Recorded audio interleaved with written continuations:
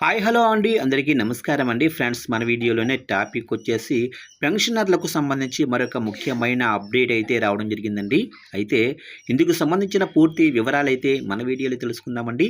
Video మాత్రం పూర్తి వరకు చూడండి ఫ్రెండ్స్, అప్పుడే మనకి పూర్తి సమాచారం అయితే తెలుస్తుంది. అలాగనే లైక్ చేయండి ఫ్రెండ్స్, లైక్ చేయడం వల్ల మనకు తెలిసిన ఈ ఇన్ఫర్మేషన్ ఇంకొంతమందికి అయితే తెలిసే అవకాశం ఉంటుంది. ఖచ్చితంగా లైక్ చేయండి ఫ్రెండ్స్. లేట్ చేయకుండా టాపిక్లోకి వెళ్ళిపోదాము.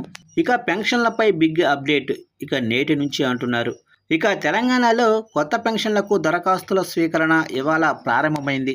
అయితే కొన్ని చోట్ల ఇంటి నల్లా బిల్లులు చెల్లిస్తేనే అప్లికేషన్లు తీసుకుంటామని అధికారులు చెబుతుండటంతో ప్రజలు అసహనం వ్యక్తం చేస్తున్నారు.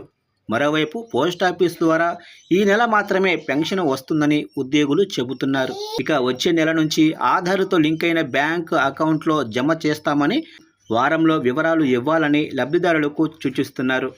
చూశారు కంటే మొత్తం మీదుగా తెలంగాణలో కొత్త పెన్షన్లకు దరఖాస్తుల స్వీకరణ అయితే ఇవాళ నుంచి ప్రారంభమైంది. అయితే కొన్ని చోట్ల ఇంటి నల్లా బిల్లులు చెల్లిస్తేనే అప్లికేషన్లు తీసుకుంటామని అధికారులు చెబుతూ ఉండడంతో ప్రజల్లో అసహనం అయితే వ్యక్తమవుతుందని చెప్తున్నారు. అలాగనే మరోవైపు పోస్ట్ ఆఫీసు ద్వారా ఈ నెల మాత్రమే పెన్షన్ వస్తుందని ఉద్యోగులు చెబుతున్నారు.